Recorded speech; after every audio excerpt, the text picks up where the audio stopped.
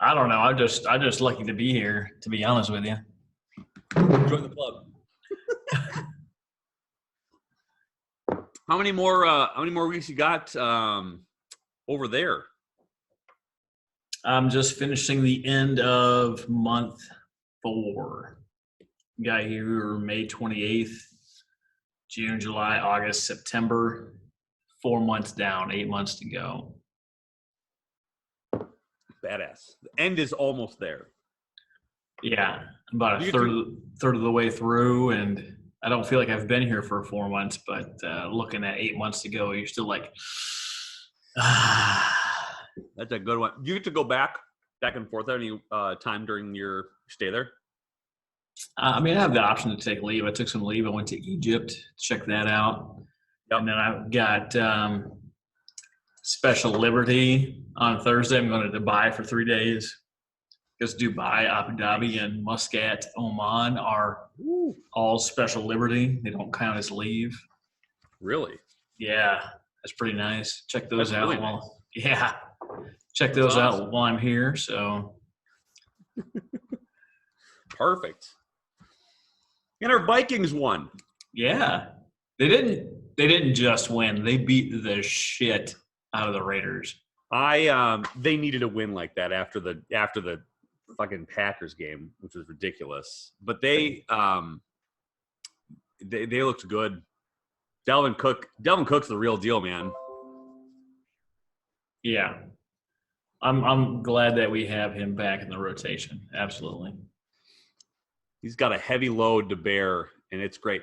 But here's the other thing. Like, every one of our running backs are just ballers. Yeah, who's that new guy? Was it McKenzie? No, that's not right. It's Washington. Like that. I forget which one it is. Anyway, he's great. I can't keep track. And he looks exactly. He's got the same hairstyle as Dalvin Cook in the background, and it covers the number, so you can't see whether it's 33 or anything else. And I'm like, wow, that guy's got some moves. Oh, that's Dalvin. Oh, Dalvin's got some moves. Oh, it's the other guy. No, I'm pretty happy with what's been happening with the Vikings. Last week, I didn't watch, and that's probably the reason we lost, right? But you take full blame for this, I think. Yeah. Frankly. I mean, how could I not? How could I not take full blame for this? You know what? Here's the thing: they had the Packers on the ropes, and they let them off. So frankly, I'm not even that mad about it. You know, they needed to buckle down on a lot of stuff, and they had so many penalties. Yeah. I mean, that's going to happen. Yeah, they're throwing a lot of flags this year. I've been watching a lot of football, and it's been, this. Yeah. So that guy is Alexander Madison, and in relief of Cook, he's got 132 yards over 3 games. Jesus. Just casually has 40 yards. Casual 130 as a backup. Yeah, no worries. Yeah. I don't know what CJ Ham has, but he's got at least a dozen receptions out of the backfield and a bulldozer. And he's one of the only true fullbacks left in the league, which is interesting. I think there'd be a lot more, but he's really the traditional old school, let's bowling ball, everything right ahead. I like him. I'm surprised he didn't play more 2 years ago, but you can't go back in time, right? No, you really can't. Those decisions made 3 years ago. We don't like talking about those things. Let's never talk about it again. So do you think Kirk Cousins was the right pickup? He was the only one. I mean, again, you're put in a bad spot because you had Keenum that you needed to sign for a long-term deal. I don't think he was the long-term guy. The only person you had as a comparable quarterback with a little more upside, if you can protect him, is Cousins. Yeah, you probably paid way more than you should have. But if you built, I mean, they're built around defense and running the ball. They're West Coast. They're a classic West Coast offense. If you can get them on the field, get them off the field really quickly, you march down. Bootlegs finally worked yesterday, which is half the damn battle. And they didn't just work. They They amazing. Just smoked them. Just It beat them.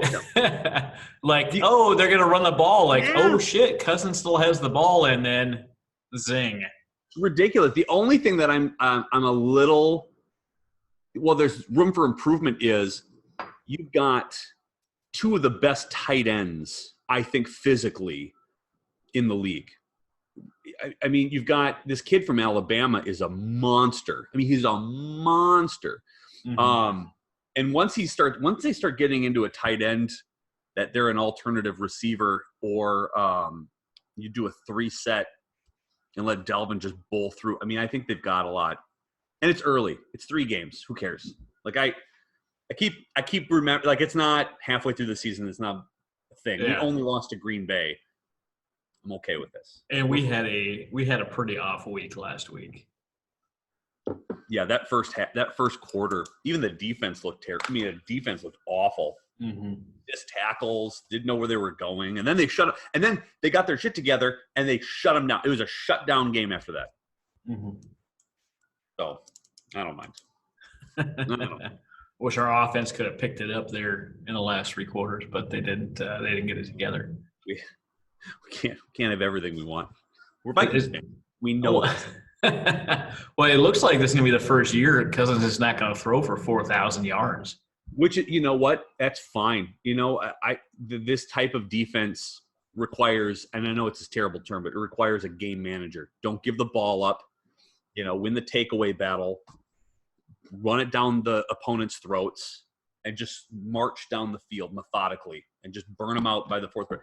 It's the same thing with the Bison do up here. So North Dakota, you know, the Bison do the same thing. They just run you out of energy by the 3rd quarter, and then by the 4th quarter, they just own you, and they can just attack at will because you just have no energy left because they've just worked you to death running the ball up the gut, and they're just exhausted. You see the defense just like,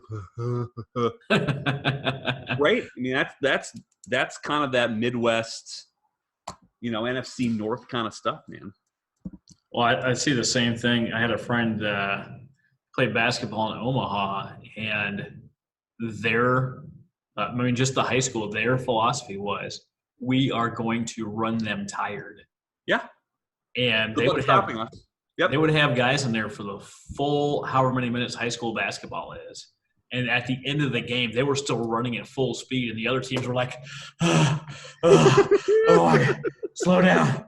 Oh, geez. I mean, and you can outrun the other teams, and it's amazing. Right.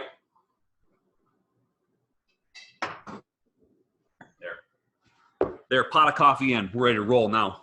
Hey, kudos on releasing tomorrow, by the way. Thank you. Good on you, man. It's been weird. I don't know what to do. I'm just going to reply to my wife real quick before we get started. Do it.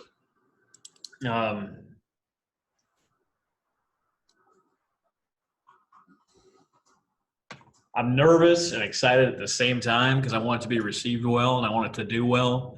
I want to have viewership and downloads, not so much for me, but because I think this information is valuable. And I see too many people out there and, you know, their first couple of years just absolutely struggling. It's like they don't have a clue, which is not, you know, entirely true, but as far as I can tell, all the podcasts out there are for quote unquote established nonprofits.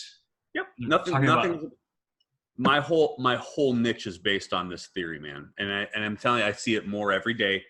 I'll get random phone calls or notes from just people who are asking the basics of the basic questions. Mm-hmm.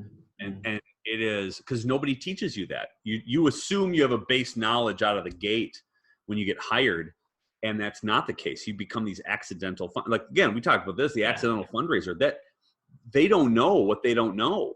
And so right. I learned a real hard lesson over the last, probably the first year was I was teaching and coaching and training and consulting at a 15-year vet experience. And I was talking at that level. I was talking about that, you know, sort of thing. And I needed to bring everything down. So, because nobody knows. And I assumed they did. And I think a lot of people did too. So, you know, I've done 2 instructor tours in the Navy. Mm-hmm. And my enlisted tour, I asked that. I was like, hey, what's your experience level at? where are you? Where do I need to teach to?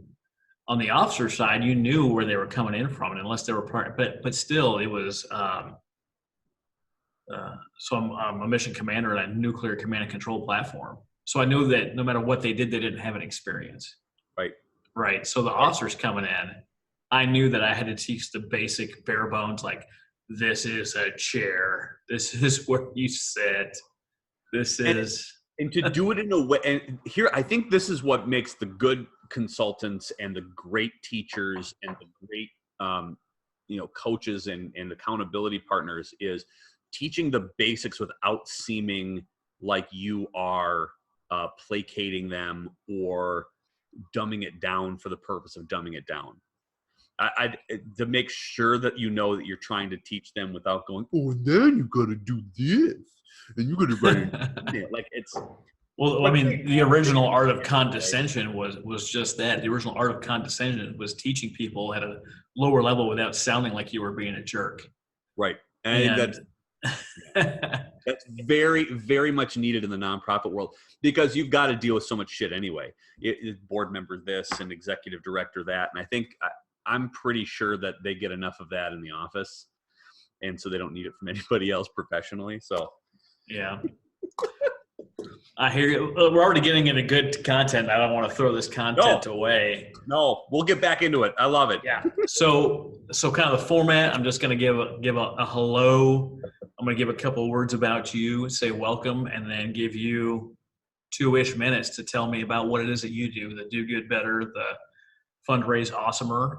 Sure. And then we'll get into things that will actually help the audience. Kind of the target audience here is thought and desire to about 5 years of nonprofit work. So kind of that building blocks, which makes sense. And then we'll go through probably a couple of things and a couple of stories and get to the end. And I'll ask, where do you want to see yourself or your nonprofit in a couple of years? And then what can we do to help you? And obviously you need more followers, more donors, more volunteers. But like really that question is like, what's the next thing that you're trying to do? And maybe I might have some experience to help you do that. Mm-hmm. Yeah. Awesome. Good setup. Good format. I love it. Cool. So let's just kick this thing off then. Hey, you're listening to Travis Johnson, the Nonprofit Architect, helping you build a stronger nonprofit. To help keep my shows on the air, consider giving $5 a month at patreon.com/nonprofit architect. I'm here with the fantastic fundraiser, Patrick Kirby, who has got the $3 million yes before, and he wants to help you do good better. Check out his new book, Fundraise Awesomer, on Amazon. Patrick, welcome. How are you doing today? I couldn't be better if I tried. The sun is shining. Our Vikings won yesterday, and I get to spend the foreseeable future talking about nerdy fundraising stuff with you, which is my favorite thing in the entire world.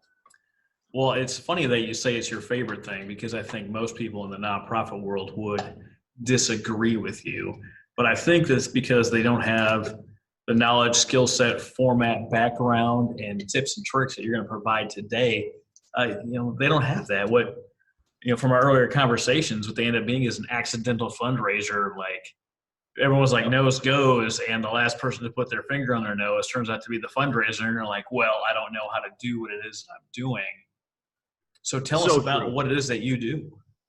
But yeah, we'll get into that a lot because I think you hit the nail on the head. I think with a lot of the issues with brand new fundraisers or brand new people. But so I am a nonprofit consultant. I own a business called Do Good Better, a consulting firm. As I like to say, helping nonprofits suck less at fundraising.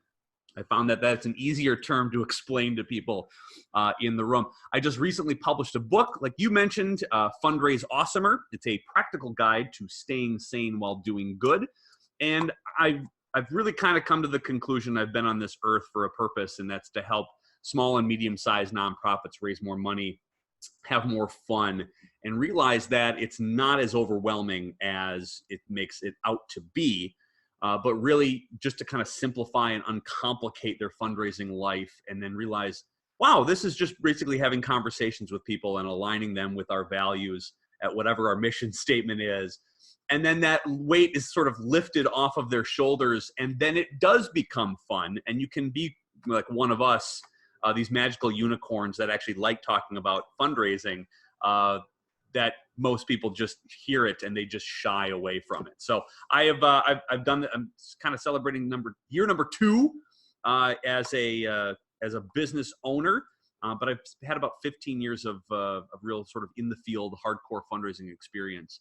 And I've probably seen 94% of every scenario ever put forth when it comes to fundraising. And I would love to spread the good word and joy and knowledge and experience that I've got with those who are just feeling overwhelmed and overworked in the old nonprofit world.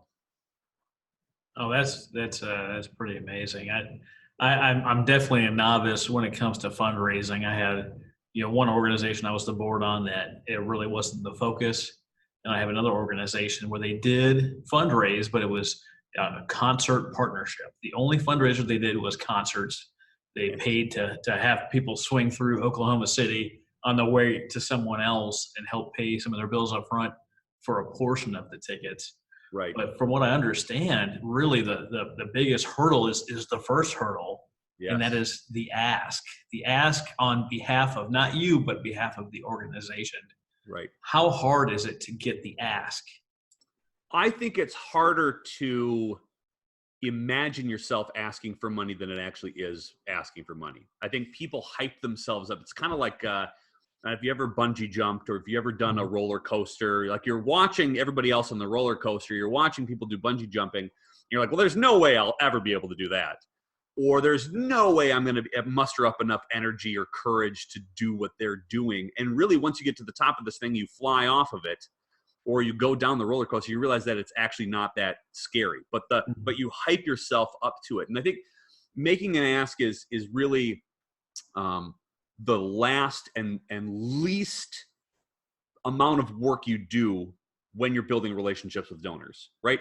If you're at the ask point, especially when you're talking about major gifts, large gifts, big sponsorship dollars, that's the smallest and least amount of work that you have to do as a fundraiser. The majority of work is done building the relationship, knocking down doors, opening up a dialogue, really aligning the person you're asking with your organization. Like, that's where all the hard work is. And that's where a lot of the stress level can be. And then you get to the ask and you're like, hey, this was pretty easy, because all you're doing is saying, hey, would you consider a gift? And they're like, yep, that sounds great. And that's it. And that's their only thing that you're doing with your ask. But the work that goes into telling your story, aligning your donors with your organization or a program that you have at your organization, getting to know them on a more personal level, like that takes the time, energy, enthusiasm, and really love of what you do as a nonprofit. Mm-hmm. That's a lot more work and a lot more heavy lifting than it is an ask, because an ask is just a confirmation of everything that you did prior to. And it's just a symbolic money version of endorsing your organization. It's like, here's a check. I like you so much. Here's a check. Mm-hmm. And then to get to that point, you have so much more work to do. And it's that can be a little more overwhelming when you kind of reverse engineer that you just really need to think about relationship building than you do making an ask. Do you think that the people that really struggle with the ask are the people that try to ask too soon, before the story, before the relationship, before identifying their ideal donor? Mm-hmm. Yeah, it's the individuals who are overly stressed about making an ask, are obsessed or so worried about money, like from an organization standpoint, than they are worried about anything else. So it's the organizations that need to have and are desperate to have that find themselves in trouble because all they can get is transactional gifts, right? We need to keep the doors open. My God, if we don't raise $1,000 today, we're doomed, right? The sky is falling mentality. or the individuals who don't think that there's enough money for them or their organization in the world. Oh God, if we don't get this one gift from this one person, there's no more money left available to us in the entire universe, and we're all doomed to going under, right? So it's the people who are just obsessed with the idea of transaction and can't see the long-term benefits of these transformative gifts that you get through relationship building. And I think so the people who are just very nervous about making asks are the ones that just don't understand the idea of abundance or the idea of there's enough money to go around. Now, you look at it. I mean, there's just an article yesterday in the from the Hill that said Facebook raised $2 billion from their little Facebook fundraisers that they do online. $2 billion. $1 billion of that's from birthday fundraisers, right? So if you don't think that there's enough money in this universe, you are sorely mistaken, and you haven't looked outside enough of your sort of circles to get that perspective. And once you turn that corner, once you turn the corner to say, okay, if I think long term, if I think for, let's just say not tomorrow, but for maybe the next month, 6 months, or a year, how do I develop relationships well enough that they would want to join us on this long term journey? The idea of making an ask is way easier and way less stressful, I think. So, I mean, we talked about, you already mentioned the power of the story and the power of the relationship. And to be honest, I think this is interview number 13. Congratulations. You, number 13. Lucky number 13. I like that. Lucky number 13. You on 13. That's great. Hey, thank you. Appreciate it. But it seems that we touch on the story and the relationship on almost every single podcast I've done up until this point. Yeah. And if you, obviously you're running a nonprofit, you have some kind of story, some kind of reason, some kind of why. And if you can't articulate that and make that make sense and bring the audience, the donors, the volunteers, the board along for the ride of the journey, I really don't think you have anything to stand on, anything to build on, nothing to work on until you get that story fine-tuned and honed. You don't have anything. And as far as the relationships go, as far as relationships go, you can't build relationships unless you're willing to tell that story and then listen. I think listening is the key, listening to the donors and how that story impacts them or their similar story and the thing that they want to use to basically latch onto your vision and your idea. And am I hitting the head on the nail on the head? Nailing it. Yeah. If you don't know what your story, you're doomed because you don't have any foundation. What you said was really intriguing too, is because listening to your donors and asking questions that don't involve the size of their checkbook is critical. Because if you're asking questions that don't revolve around how many stocks and bonds and investments and how much their property is worth and what they could do for you from a donation standpoint, how are you supposed to connect this amazing story or these amazing programs that you are having in your community with them? Because you're just concerned, like money is a thing, right? But if you're not emotionally connected to it, it might be a one-time gift and that's the last thing you'll ever see from it. So really listening and asking questions. I had a great mentor that taught me a really interesting lesson of you're never allowed to ask for a major gift unless you know the name of your donor's dog. And I think that's such a wonderful analogy to say, if you don't know the things about them personally that their friends, family, colleagues, and neighbors do, what gives them the idea that you are thinking properly about where their money's going to go and what their major investment's going to be by supporting you? And you have to take the time to do that. You have to curate relationships that are deeper than transactions. And yeah, you need to know your story. And I'm glad you got 12 other people saying the same thing, because that's just so important. But once you have that story, how do you connect it to somebody that may not know who you are?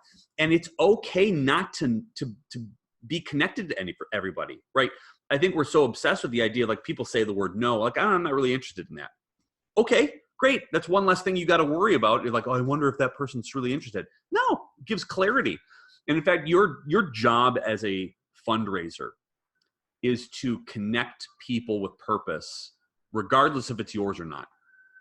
And I know that's tough to say, but if you can be that person who say, listen, I don't think we're a good fit, and that's totally okay, but you know who you might be a good fit with is this organization.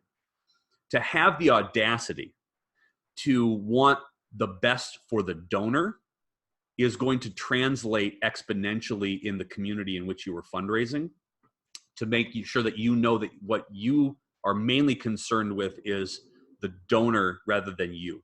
It's not your need to have, it's the donor's need to give. And making that connection is so critical. And if you don't have a story, you don't go anywhere. And in fact, to double down on that too, do you have a story, and do you have something that people can connect with monetarily? So are you just telling a story for the sake of telling stories, or are you giving them the option to say, hey, listen, $1,000 is going to do this, this, and this. And if you don't know that, you better learn that as well. I think a lot of people, when I ask clients or potential clients or just people in the community, I usually ask them, if I give you $1,000 right now, what is that going to do? And you would be surprised at how many people give you a blank stare back. Like, well, I've never thought about that. I go, well, you should, because someone's going to ask you that question. And even if it's $100 or $250 or $10, know where that money goes and what impact that makes, because that's part of your story. Mm-hmm. And so take the time to really curate an idea of what your donation or what you're soliciting is actually going to make maximum impact on. That is vital to the success of any nonprofit. If you're listening to this, you have to know your numbers. If they say, hey, what percentage of this goes to the cause and what percentage goes to the overhead, you need to be able to answer that. Yes. And it better not, excuse me, it better not be a stupid number. You better be able to say that 88% goes directly to the cause, 12% overhead. I don't know what number is ideal, but in my mind, if you've got more than 15% overhead, you're not doing the right thing. You're not having your money go to the goal, to the vision, to the mission statement of the nonprofit if your overhead is too high. Yeah. And I think the problem that people run into early is they get a big gift, and instead of figuring out a way to maximize that to go to their vision, they try to increase their building, their staff, the whatever, and they get over their head early. Yeah. And I think you're 100% right. And I think there is, you don't have to be a pauper about it. You don't need a penny for every dollar raised. A penny goes to our foundation, like our, organizational structure. You don't have to be a pauper. Minnesota Council of Nonprofits, which is kind of where I use my bellwether of what people are doing, is roughly around like 78 to 85% of your donations go to mission. The rest can go to sort of your organization. That's kind of where they start their stats. Everybody's different. Now, what you can do as well is don't be bogged down with the idea. Two things. One, if you need to justify money going to operations, which we all know operation is like the most important thing, and yet it's the least sexy thing to donate to, right? Part of your operation is part of your program. And if you don't have a program director for whatever service you're having, if you don't have that person, can't afford that person because you're not raising money for it, you don't have a program. So it's okay, in my opinion, and I've been doing this for a long time, it's okay for my opinion to have that program director as part of your programming. It's okay to lump that in with what you're kind of talking about. So I really do think that it's okay to talk about. The second thing is, if you don't know the answer to something, like you need to know your numbers. Like you shouldn't be soliciting large gifts or major gifts if you're like clueless about stuff. But if your donor asks you a specific question that you don't know, like an in-depth one you didn't prep for, don't get discouraged, and you can say the word, I don't know. Be authentic about knowing your stuff. And if you say, I don't know, follow it up with something along the lines with, I don't know the answer right now, but I do know somebody who does. Is it okay if I get that answer to you ASAP? Mm-hmm. Because here's the thing. So I think people are very terrified of going out and making asks because they don't know 100% of all the answers. And it's okay not to know, because it gives you another touch point. It gives you another reason to come back to that donor and say, hey, listen, remember you asked me that question? You may have forgotten it. I didn't. I wanted to make sure I got it to you. The answer is this. I just thought you should know. And then you can ask them permission while saying, I don't know, hey, would it be okay if I got a hold of you to get you that answer? And they're going to say, of course. And they gave you permission to go have another conversation with them. That's another touch point, another chance to build relationships. And all of a sudden you look like a rock star because you took it upon yourself to take time out of your day to go pursue the question that was probably meaningless in your conversation, but very meaningful to them. And now you look like you went above and beyond because you did. And not a lot of organizations are going to take that time to build out some of that. So know your numbers. It's okay not to know unless you then come back to them and actually use it as another touch point too. That's part of the terrifying, like we started a conversation about like people being very concerned with asks. They're very concerned about not knowing everything. And it's okay to not know everything. Mm-hmm. I think it's okay to not know everything, and it's okay to admit that you don't know everything. It seems that too many times, I mean, nonprofit stuff aside, in this society right now, you see it on every interview on TV. People feel like they need to have the answer, the quick draw. That you can't possibly know everything. No. I've been in the Navy for 19 years. I've got mountains of qualifications, some of which would make you blush, and every single day I have questions.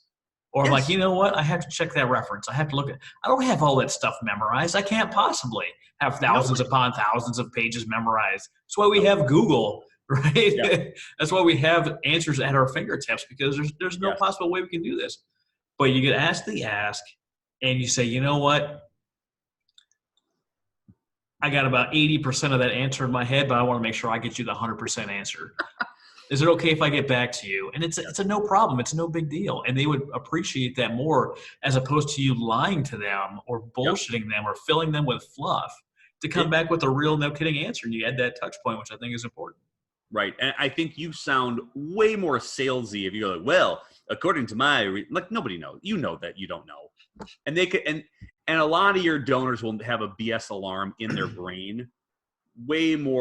They're way more savvy at this than you probably think they are. And they can tell somebody who's not passionate about it, or they are passionate about it, and all of a sudden they get a question and they go into robot mode because they're very not knowledgeable about it, or they don't know and they're just like kind of making it up on the fly. People are very savvy when it comes to how you communicate and tell stories and give answers. So be authentic, be honest, and be happy to go get them the answers, but also be realistic that you're not going to know everything. It's okay. We've been talking a little bit about the big gift, the large donation. I want to see what the other side of the coin looks like. What's the best way that you know how to secure small to medium-sized monthly commitments? It's a great question. Oddly, I've been getting that a lot because I think people are looking at either the global economy and they're looking like, how can I secure our organization against a financial tide of woe, right? And I think monthly donations is probably one of it. So a couple of things. How do you get low-level gifts? You have to tell your story to as many people as possible, and that involves going out to every service club you can, every opportunity to speak you do, every small group, every business, wherever you can go to tell your story, do it, because it's going to resonate with somebody, and I think that's really, really important. I love events for this particular reason, because you can trap them in a room for a specific amount of time and just talk to you about your story and your mission and give your enthusiasm. It's a great deal for that. People don't like events because it's a logistical headache and nightmare, but I think it's invaluable because you can control the environment by which you are telling your story.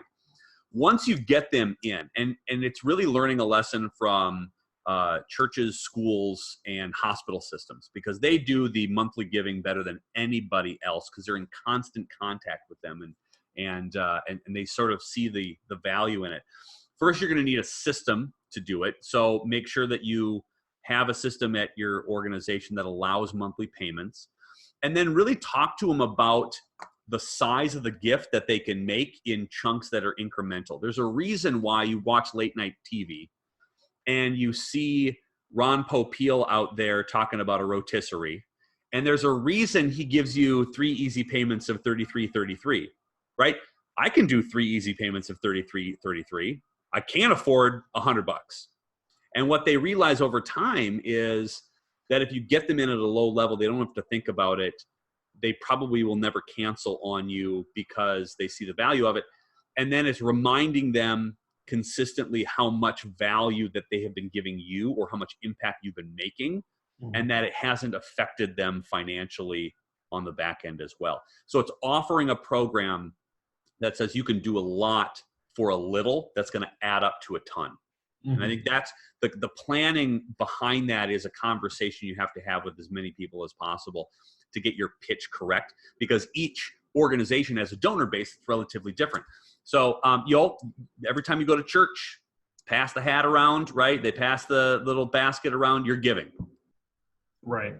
I think a lot of people think if I'm getting an annual gift or I'm getting monthly givings, I can't ask them for anything else.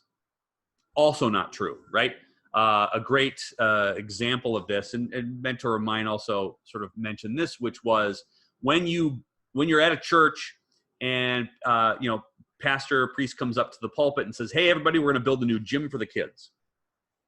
We're going to do a second pass around the gift."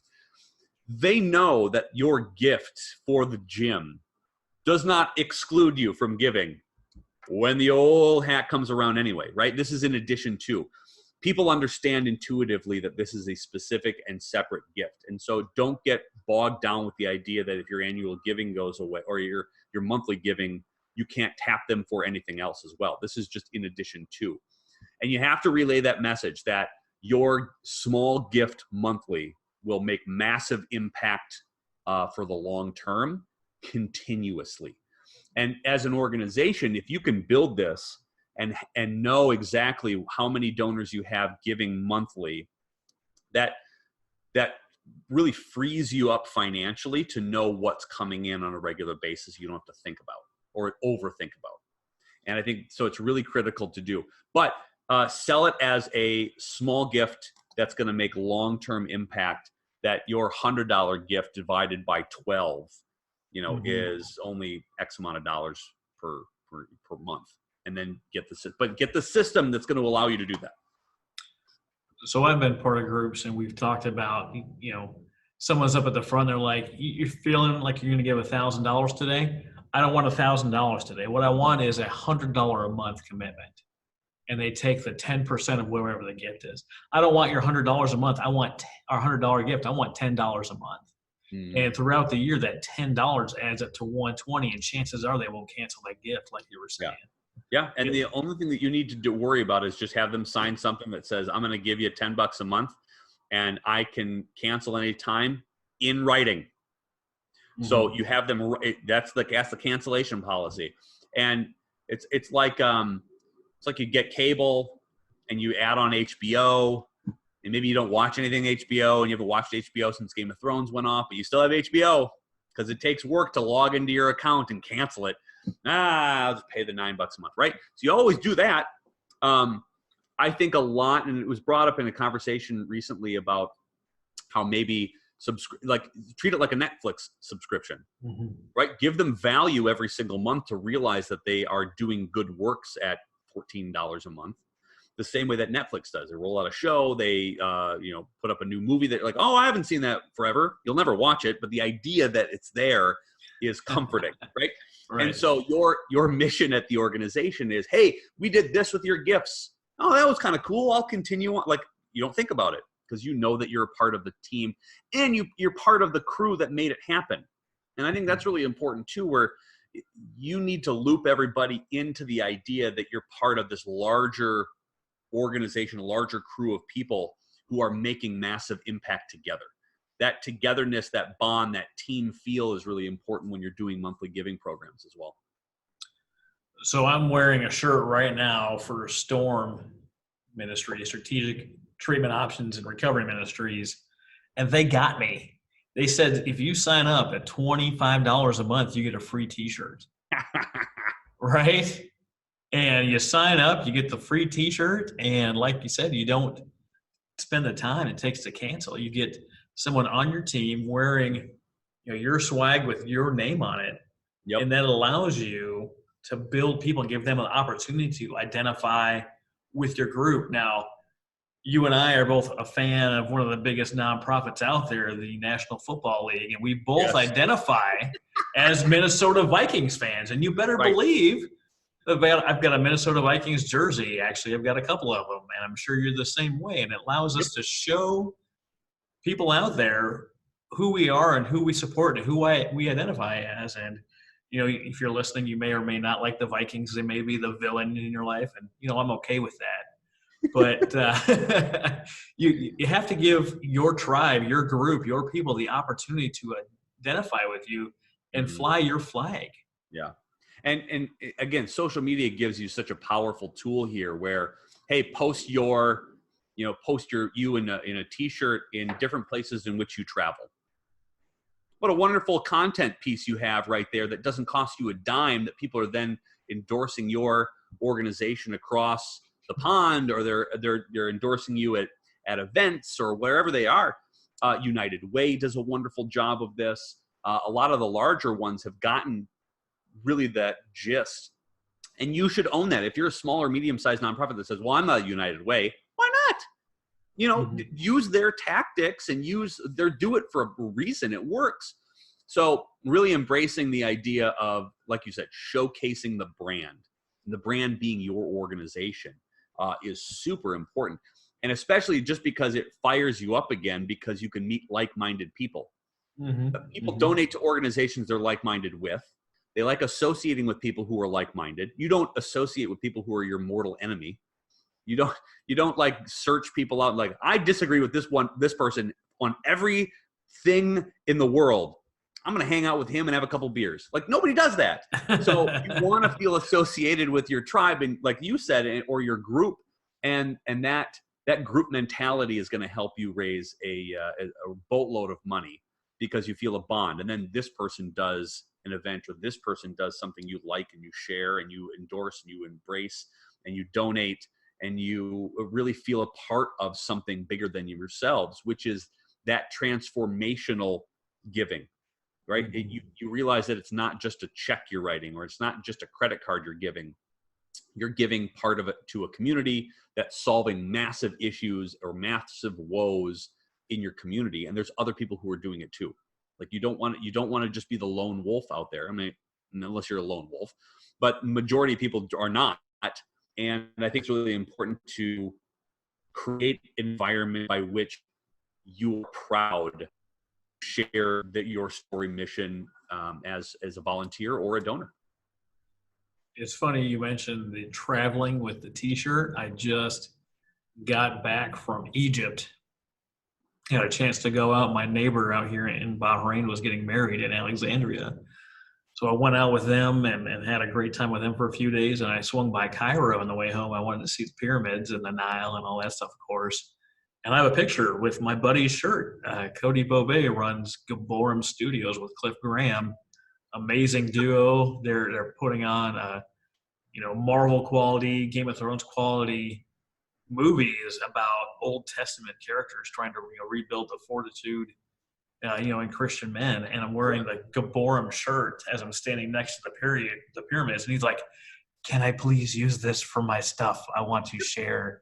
Yes. And I was like, of course, man. I mean, why not? But he was pretty excited about it. And I was, more than happy to share that photo and it'll be part of that journey. Love it. You talk about donors and building that relationship. What is the best way you found to communicate with donors? The best way, face-to-face. No, bar none, the best way of all. Because mostly if you are in fundraising, you're personable, you're a storyteller, you're nice, you smile, you can read people. And I think reading people is a lot easier when you do it face-to-face. You can tell whether somebody's upset. You can tell whether somebody is not enjoying their conversation. You can easily see that they're just like, sitting on their phone and they're not paying attention to you. So you can create a conversation that is, for them. If you can't do it face-to-face, over the phone is secondary, because you can tell most of the time with people's dramatic flair in the inflection in their voice, whether they're really sort of interested in what you're saying or how you're doing. And again, we've got these wonderful supercomputers in our pockets, and we use them least for what they were built for, like purposely, which is calling people on the phone. And I think the least engaging is, I mean, for most people, like there's a generation of folks who just text message or just do messenger. And I understand that. But when you're talking with donors and you're talking with engaging donors and trying to get to know them as people, face-to-face or over the phone is absolutely critical. And again, we've got these things like Zoom now where we can record conversations, or we can have conversations where I can see your face and I can see whether you are interested or disinterested in a topic of conversation. This wonderful tool, using technology to your advantage. But if you don't have that, if you can't resonate with somebody, and you can't see their reaction, a lot of things can get misinterpreted. And I think that through text message or email or just constant social media stuff, we can get lost in our messaging because people can interpret it 1,000 different ways. That's not what I meant, or that's not what I said, or my joke didn't mean like that. You can see how many people right now in the media who say something get blown up out of context, and then it becomes a huge deal. Well, if you're having a face-to-face conversation, you can immediately cut to the chase. It's like, hey, I didn't understand what you just said there. And you can clarify, or you can, sort of go down a different path. I think you miss that in email only, or you can miss that in social media only things. And again, we know this, that people's lives on social media are not as glamorous as they put it out to be. Your organization is not as awesome in real life as it is on social media. And I think people like the idea of authenticity, and they like the idea of being honest and real players in the field. And to be fair, a lot of fundraisers don't understand that it's not about you, but it's really about you. And if you are not a personable human being, if you're not outgoing or whatever, it's okay. But forcing yourself into situations where you can read people and really and connect with them face to face is so unbelievably critical to building those deep relationships that you can't get from just digital alone. What's the best advice you can give someone when they're faced with a no? My best advice is it's okay. It might just be a no now. I think if you're to the point where you are making large asks, let's just say we'll take this in two routes, because I think there's a small ask no and a large ask no. Right? Let's just start with the large, and then we'll work our way back down, because I think a lot of people who are just getting started are not going to make $10,000 asks out of the gate. And that's okay. If somebody says no to a $10,000 ask, there's a couple of reasons. One, it's a no right now. I don't have the cash on me, right? Which is fine. Pledge it out. We can come up with solutions. If it's a no, I don't know why you would ask me that question. I'm offended by your, nobody's doing that. You're never put into, I've never been punched in the face for asking for money. So let's just, like, nobody's ever like going around, I hope somebody asks for money today. Wha-pow and the kisser. Like, nobody's doing that. So if you get faced with a no with a $10,000 ask, let's example, the only thing that happened there is they weren't vetted correctly. They don't have it on hand, or they don't feel that they have the ability financially, which is fine. We can figure out other ways. And if the other one is we went in too early for an ask and we read the tea leaves wrong, and that's okay too. You can always bounce back from that. So if somebody says, no, I'm not interested at all in giving your organization money, that's okay. It's okay. It's okay to have the word no. If you have kids like me, I have 3 kids. That's all I hear is the word no. I'm desensitized to it by a shot. Every day I just wake up and I go, all right, well, how many no's am I going to get today? So it's fine. And then ask them, like, what other organizations are you interested in? Like, try to align them and try to understand where they're coming from that gift. You probably didn't just vet them enough to say that they are really interested in your organization. If it's a no now, if it's a no right now, or no, not right now, when's a good time, or when is a better time to make an ask? That's your rebuttal out of the gate, because they've already indicated to you that they're probably interested in, and that you don't want to get into hardcore sales and closing pieces here, but you want to go, well, when's a better time? Is there a better time that you would feel good about giving to our organization at this level? Engage them immediately in conversation. Don't walk away and just go, oh, I'm sorry. Oh, I didn't mean to offend you. Because you didn't offend them. They're just telling you right now they're not ready to make a gift. And if it's just a no, I just don't feel like I can do that much. That's a lot of money. Your rebuttal is immediately, well, what's a more comfortable number for you? You clearly love our organization. We want to make you love us even more. We want to give you the option to show us show us through money, like how much you love us. Is there a more comfortable number for you? Maybe like 5. Okay, you just got $5,000. It's great. That's good for you. So I think people get in this trap of, like, when people say no, it's an immediate rejection, and you just stop talking about donations. You stop talking about making asks. And there are simple ways that, sort of the old school sales techniques of just sort of getting them down the path of what they're more comfortable with, or is there a better time? And money is usually the option, or usually the issue why people say no. Usually. It's less about you than it is money. And so giving them a way to navigate this, because you're an organization, you're flexible. They're going to give you cash. It's fine. From the low-level gifts, expect no's. And if you're coming out cold and you're getting sponsorships, or you're making low-level asks for $100, $250, something like that, expect a lot of no's. And any yeses, you're like, okay, now we're happening. Now we're good. So, but provide them a reason to give and an explainer on what your low-level asks are going to be. Because they might not know that your low $100 gift will make this massive 5 times impact.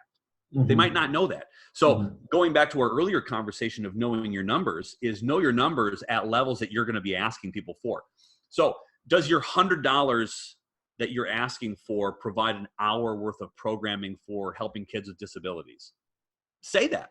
This is what it's going to do. It's going to give a child an hour of therapy, physical therapy that's going to help them develop more effectively early, right? Part of our early intervention program, it's $100. So your gift of $100 is going to provide a family who can't afford this type of therapy the ability to have their kid or their child in a better place at the end of the day. Now I, as a donor, can relate a little bit more to where my money's going, rather than just, can you give us $100, please? Nobody, no, I don't want to give you $100. So give them a reason to do that. So at a high level, if you make an ask and you get a no, it's either for monetary reasons, they can't afford it right now, and then you just make a follow-up to, well, when's a better time? Or that's a lot of money. Well, is there a more comfortable number than for you? Or I have no idea why you just asked me for money. I'm offended by that, but they're not going to say that. But I don't know. That doesn't make any sense. That's on you for not building a relationship well enough, or reading the tea leaves to say they were ready to be asked in the first place. Or you didn't, so you sort of missed a step there. And that's okay too. You just come back. You're like, well, I apologize. That's not a big deal. I'd love to have coffee with you to give you an update on what this campaign is doing or what our organization are. So you're fine in that realm. And expect on the low end a lot of no's, but be prepared to justify that number that you're asking by getting real specific on the amount of impact that gift you're going to ask for is going to make. Yeah, I worked with Feed It Forward OKC, and one of their things was, I don't remember the numbers for this ask, but they're like, your $20 feeds 100 people. It was straightforward, to the point. They know exactly what their money was going to impact for. So as a donor, you have the security of knowing that you're making an impact. Right. And then they follow that up with videos of days that they're feeding or they're preparing food. And they say, hey, we're getting ready to head out of this. Thank you so much for your donations. This is what we're doing with them today, and this is what we're feeding. You did this. On the backside of it, you have that little area of uncomfortableness for the organization. You said, hey, we had food out here today. We fed this many people. But then here comes the uncomfortable part. You show the line of people that didn't get fed today. Yeah. And I think that's hard early for organizations to say, we're doing good stuff and we want to highlight what we're doing. But I think if you don't highlight the need you still have for more money and more donations, it's hard for people to want to say yes to that further gift. Right. Or they think your organization is doing fine, so why would they need your money? But to show to say, hey, it's great, it's amazing, here's where your money was, we impacted this many people, but my heart is breaking, my heart is hurting because we still have so many more people that are in need of food today. They're going away hungry, they're going to go to sleep hungry, and we didn't help them today. We really need your continued support.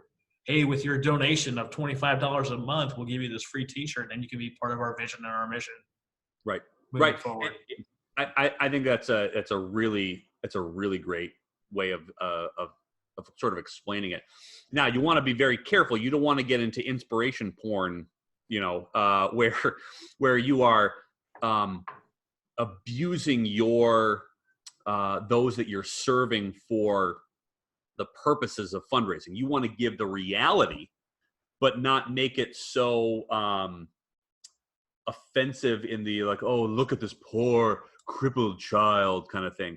Again, my buddy Scott Burlingame, who's the executive director of an organization called Independence Inc.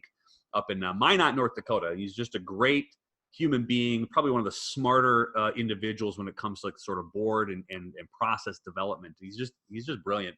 But he does this talk on inspiration porn. Just future guest reference for you, my friend, because he might be phenomenal as a thing. But he says there's an appropriate level of explanation of what you do and who you serve and how this affects it. And then there is the, we're just going to drag out our token, whatever individual and just showcase them just to kind of give the allure of money. And I think nonprofits need to balance that very well, where you just said specifically, like, listen, here's what your money did. The reality is this: we need more to do more. And with no money, no mission.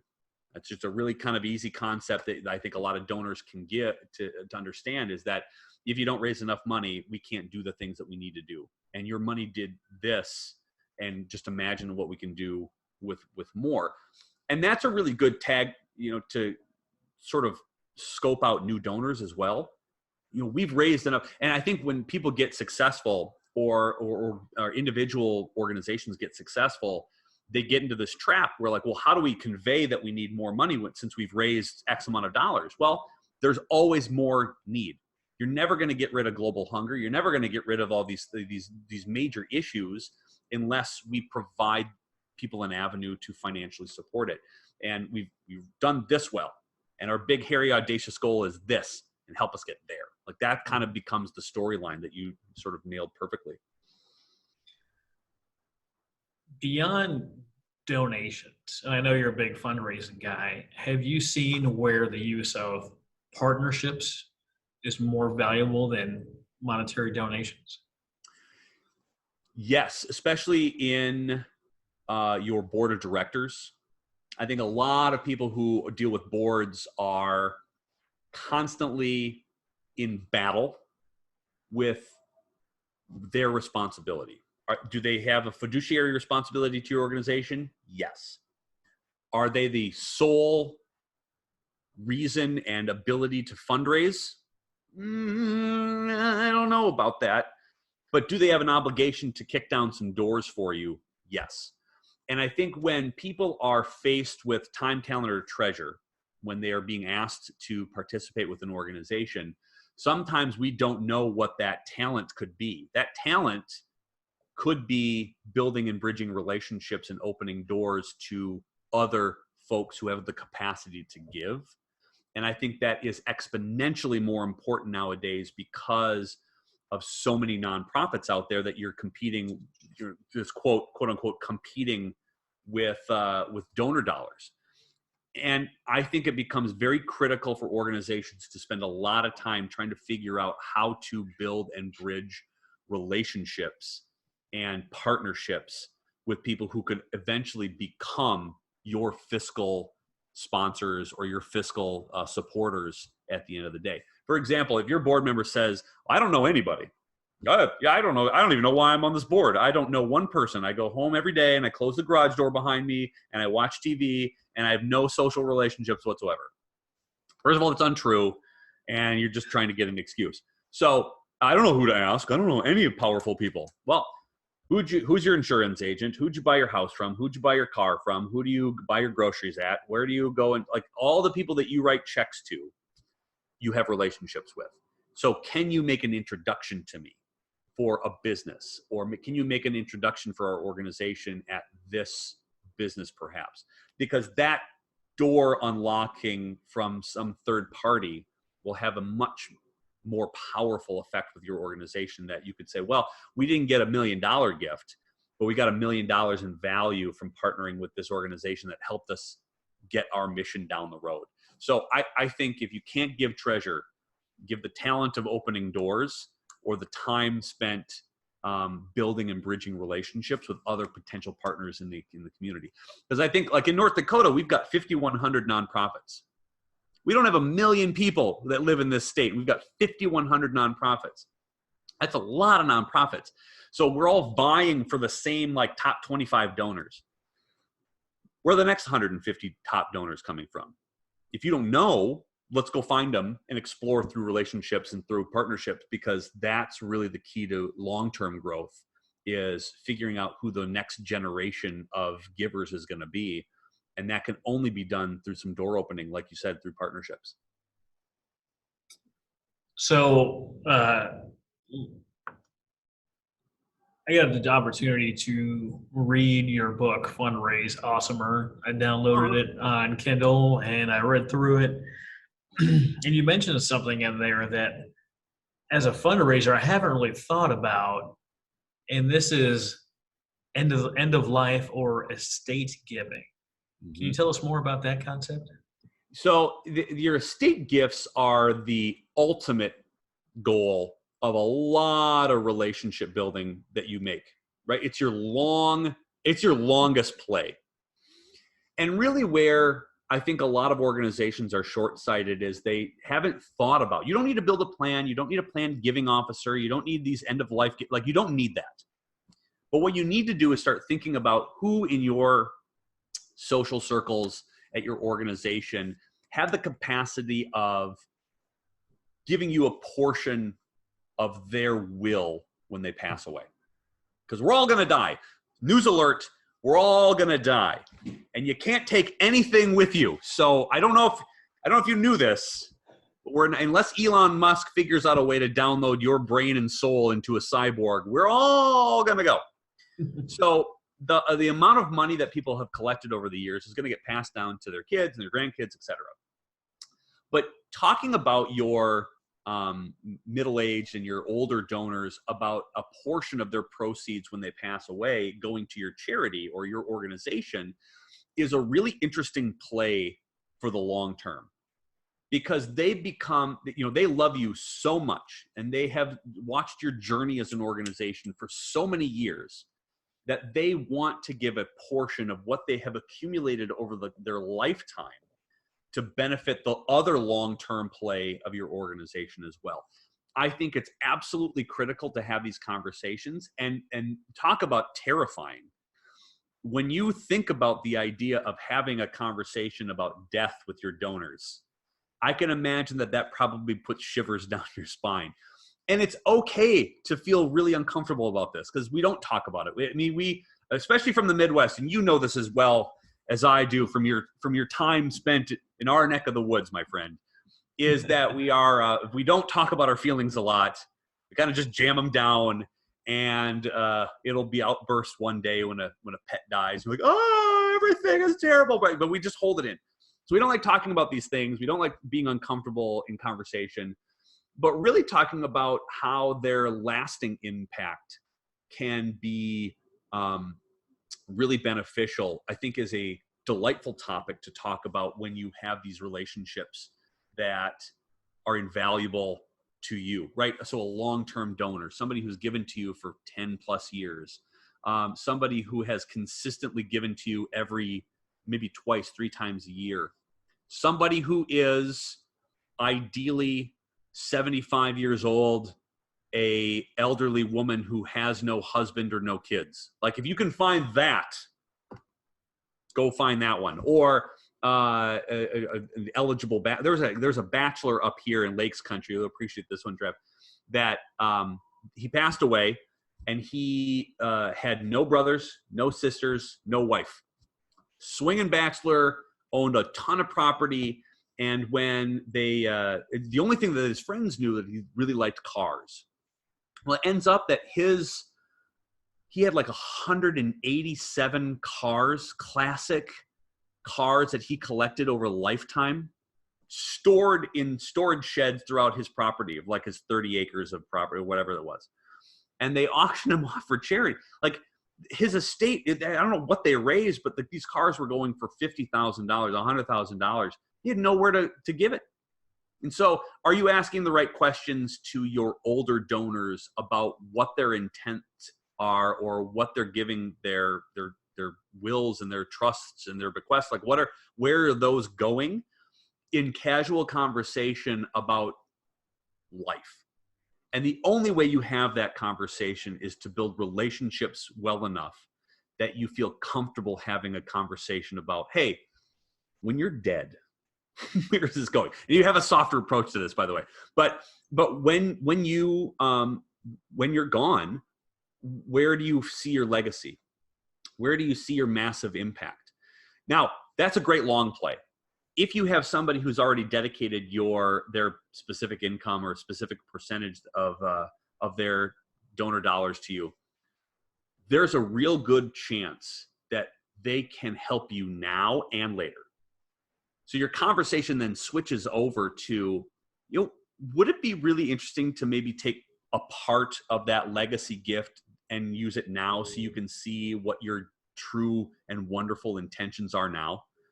Like, wouldn't it be great to take a portion of what you've already allocated to us and maybe use it now so that you can see your generosity in action? That's an interesting conversation to have if you know your donor base well enough that you know that somebody has a planned gift for you. And building an ask plan around somebody that's already dedicated to your organization could be a very interesting and very fun conversation that these individuals who really love your organization could use it now and then later for the rest. Something to consider. It's a heck of a concept, and it's not something that I had really thought about. And if I haven't thought about it, I just imagine there's a bunch of people that haven't thought about it for the end of life giving. That's a more established nonprofits ask. Yes. Let's get down to the startup, kind of where this target audience is, and let's talk about fundraiser events that are really fun to put on. What's the funnest fundraiser that you enjoy? So I'll give you a most recent example as of 2 days ago. So there is a group here in North Dakota that helps individuals with developmental disabilities and a delay. And they did an adult prom. So they had their friends, their families, their sponsors, their organizations dressed to the nines in whatever decade they wanted to experience prom, and invited them out for a dance through the decades sort of fundraiser. They had a spiked punch. They had the greeters at the door that were taking their name tags was a nun and a gym teacher dressed in the 80s. There was a janitor. I was dressed up as a nerdy principal as the MC. So your regular garb then? Oh yeah, it was pretty much just went to the closet. We just put something on, put some tape on the glasses. It was easy. It was an easy costume here. But what they did was they nominated a prom court, and they had the prom court raise money for the organization in addition to the fundraiser that was going on for the tickets and the price of the dance, right? And they raised money, and then the prom king and queen were crowned from the highest donor or the highest fundraiser from that group. So you get this group of individuals who don't know each other, who are in the community leaders, raising money on behalf of an organization to become crowned prom king and queen. You want to talk about an event that's outside of the box. That's it. And it was brilliant. Now, did it have 10,000 people show up to it? No. And it doesn't matter, because what you just did was took a leap of faith doing something radically different to get people talking about it the very next day. To have thoughtfulness about how you have a punch. That, you remember, high school, oh, there's the punch, and then somebody inevitably is going to spike it with booze.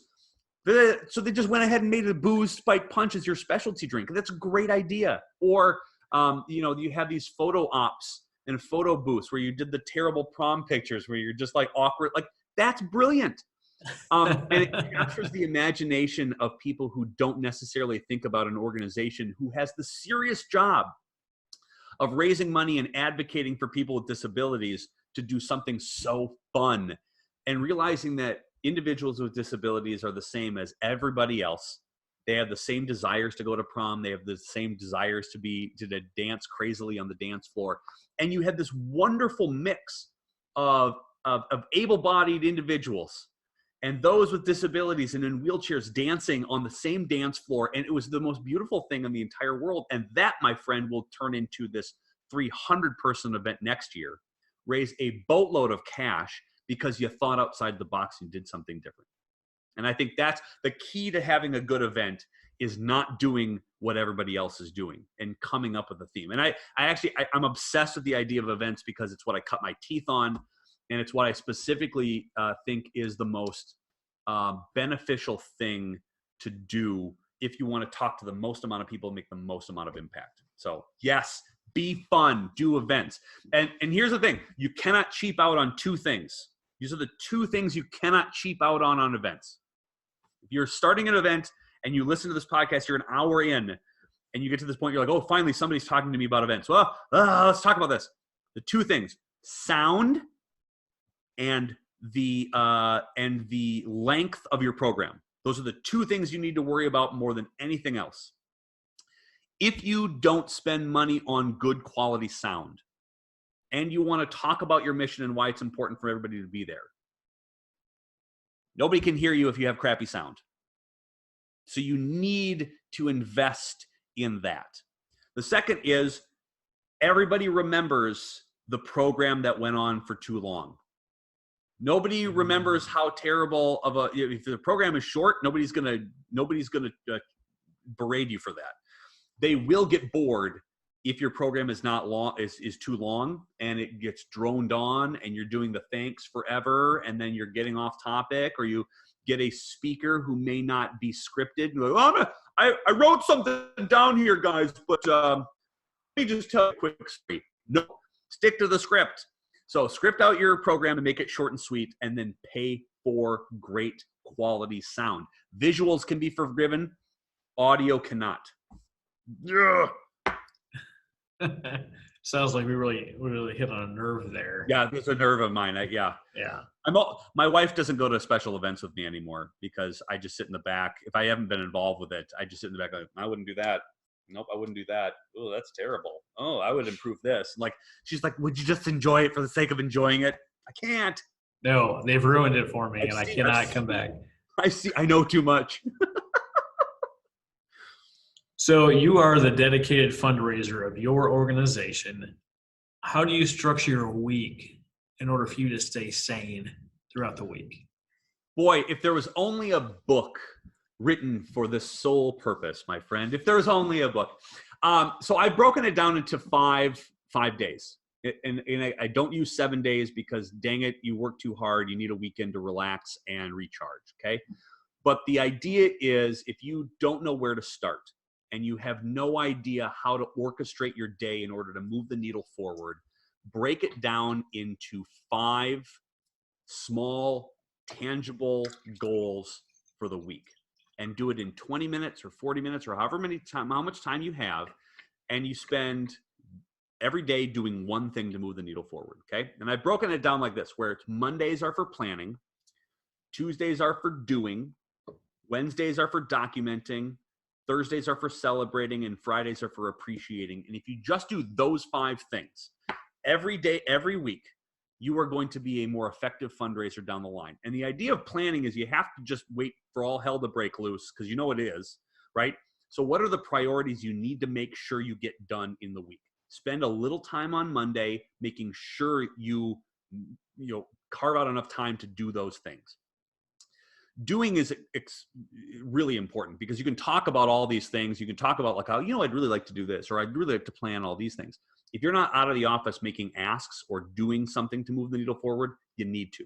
Spend some time out of the office, away from your computer. I mean, listen to this while you're driving and commuting, and then listen to this podcast on repeat in your spare time. But get out of the office.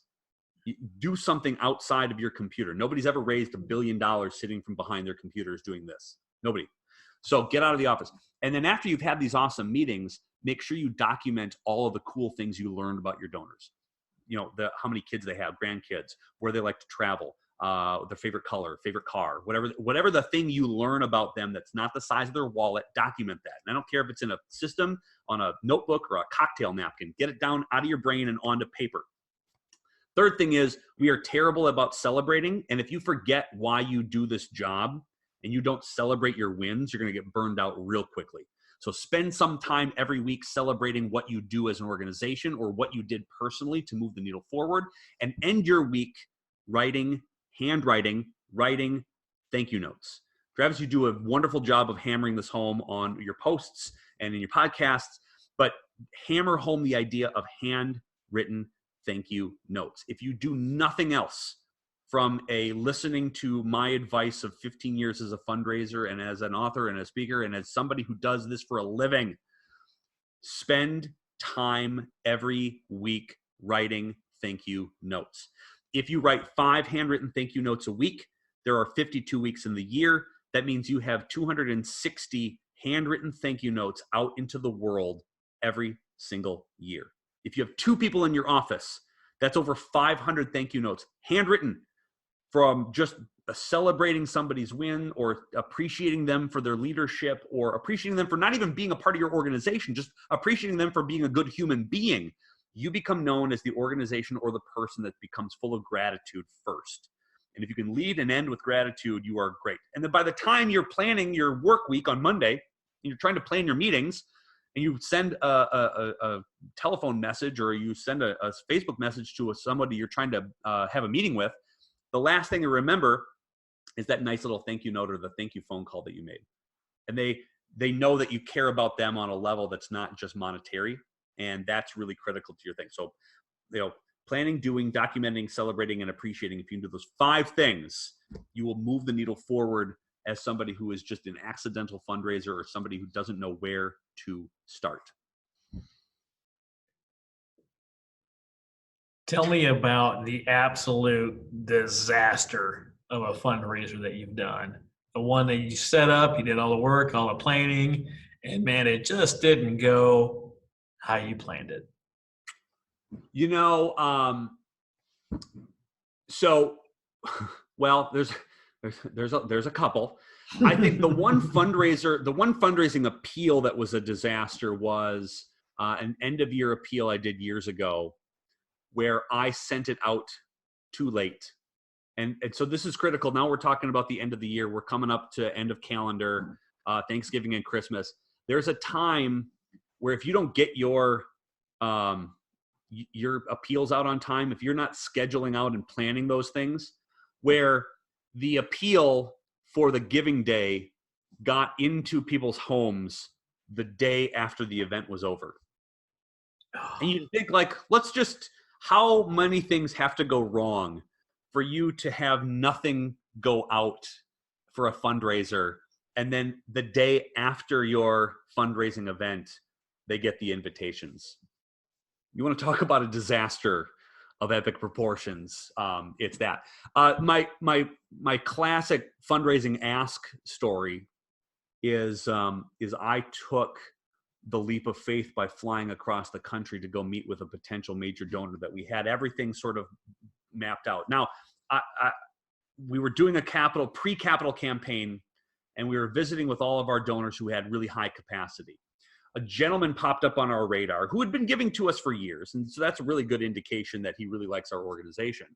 But one of our board members at the time had somebody else do a gift analysis on what the potential for this person was and how much he had in potential. He says, Pat, I think this person is right. We think we can get 6 figures out of him. In fact, ask for $250,000 and we'll get a lot of money.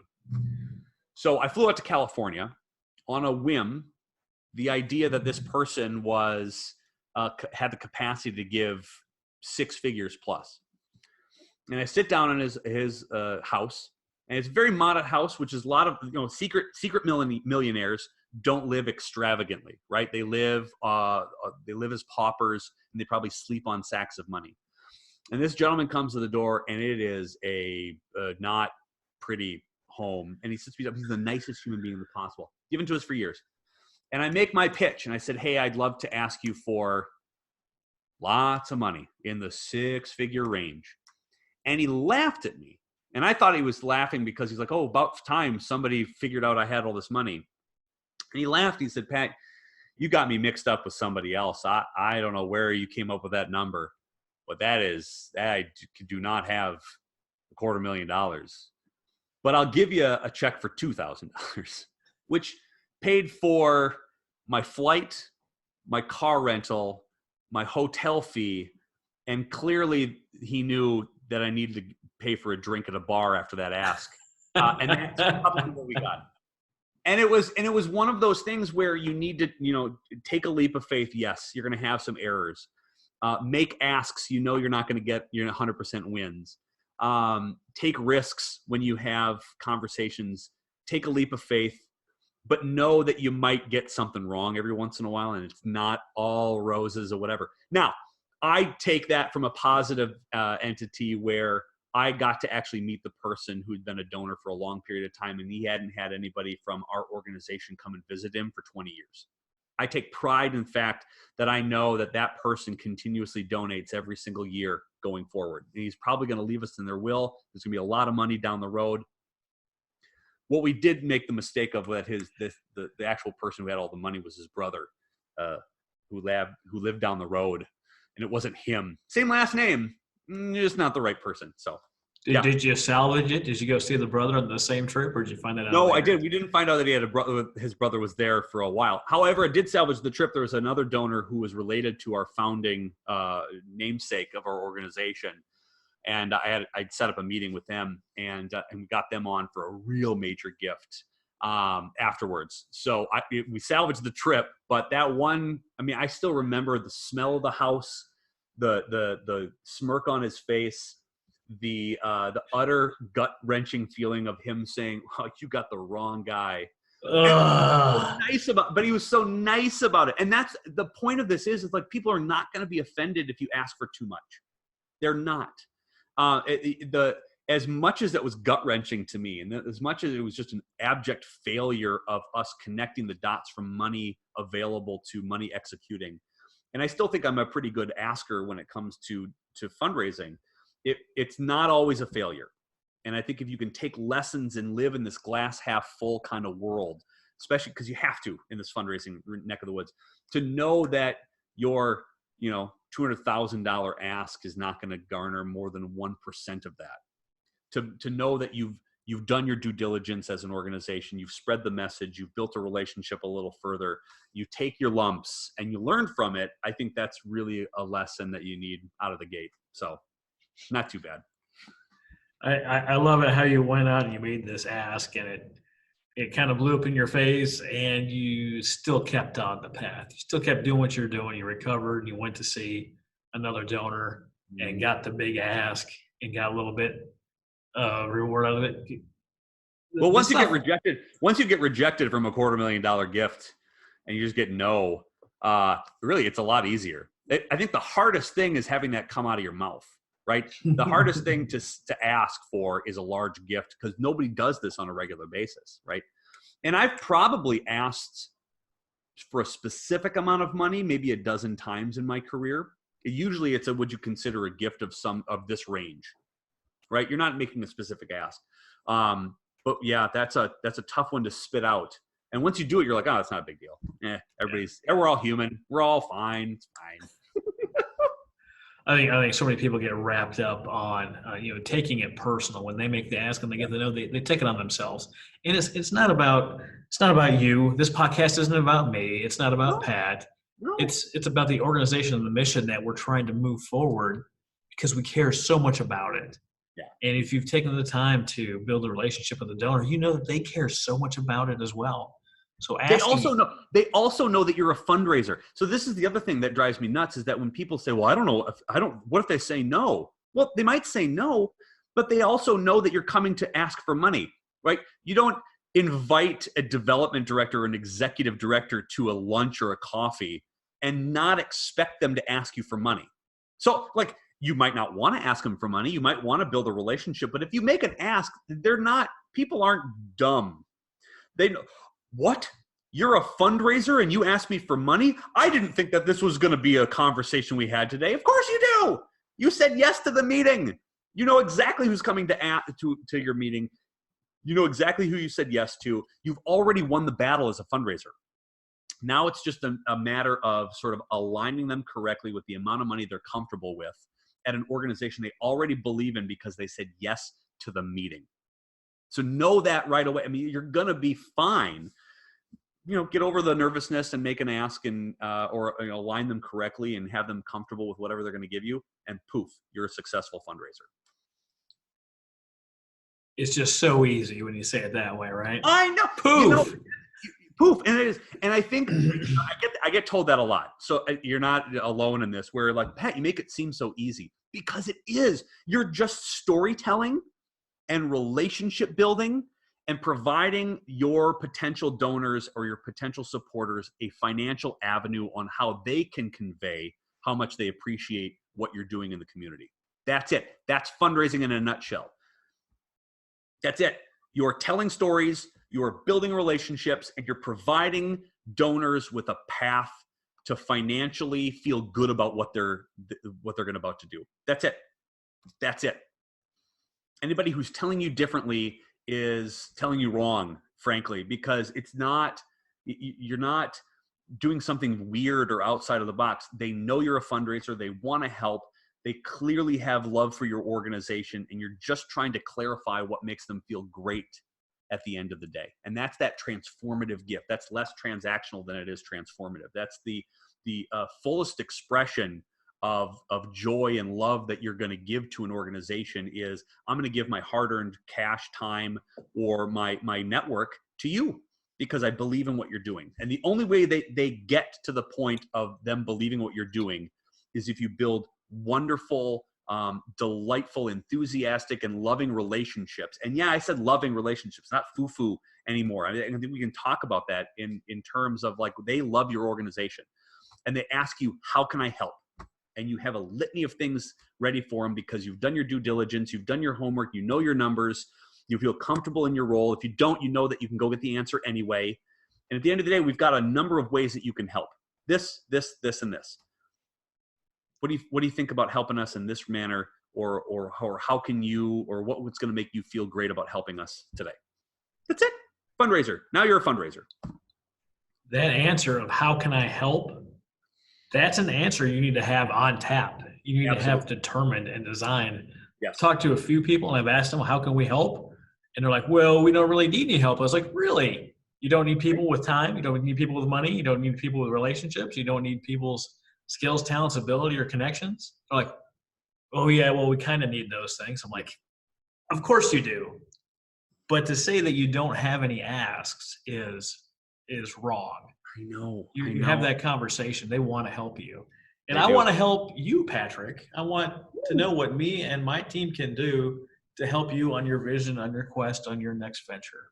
Oh, I love it. Well, my next venture is actually I've been really thinking hard about how I can make maximum impact to as many people as possible. And I'm only one human being. I understand that.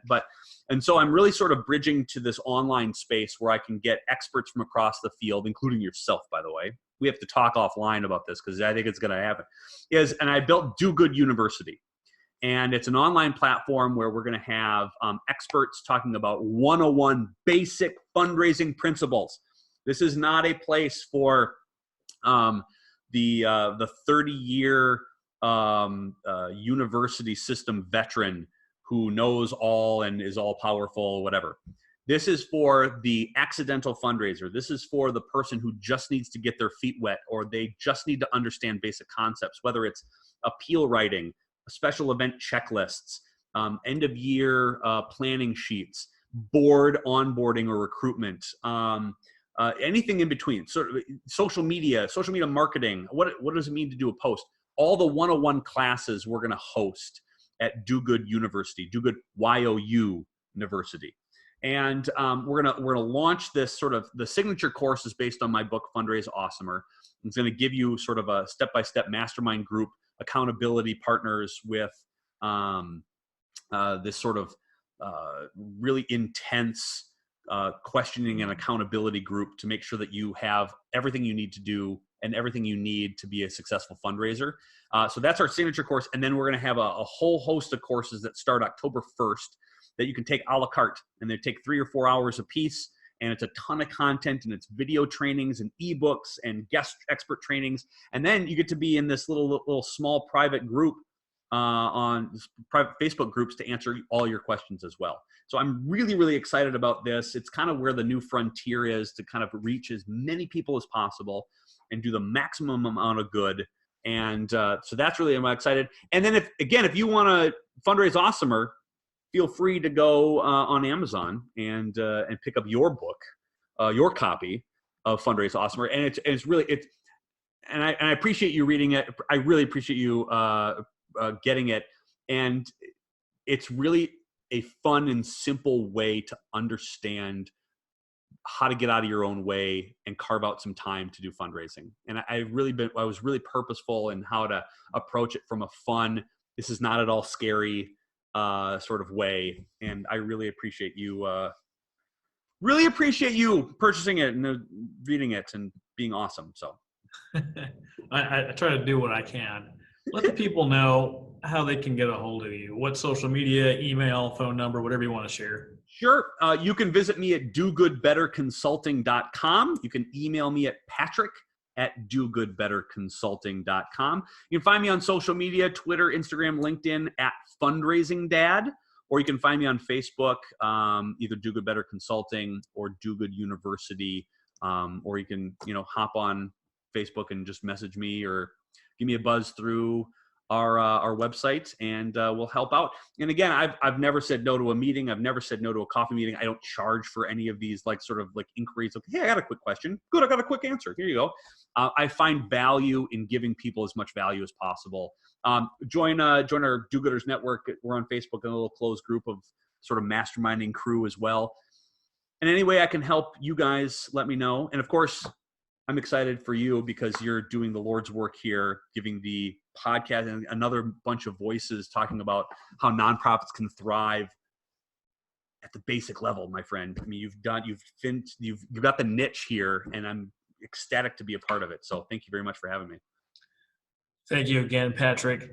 Love to have you on the show again. So much, just more than an hour of just nonstop content, nonstop value of how you can impact, how you can change your future, how to actually get money in the bank so you can do the good you planned on doing, and all the sorts of ways to make that happen. Thanks so much, Patrick. Glad to have you on the show. Can't wait for the next one. Love it. I want to keep talking to you. Yes. I gotta pee really bad. 1 sec. Bathroom breaks.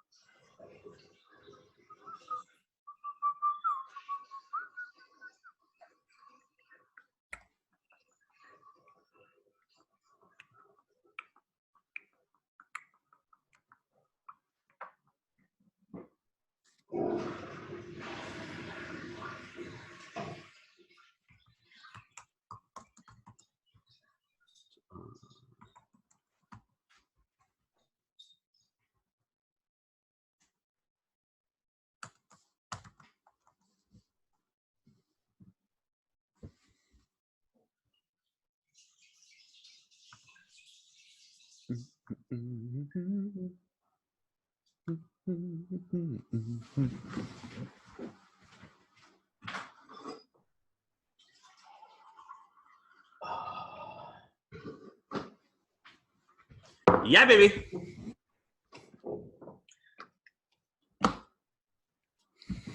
Did you have a similar thing?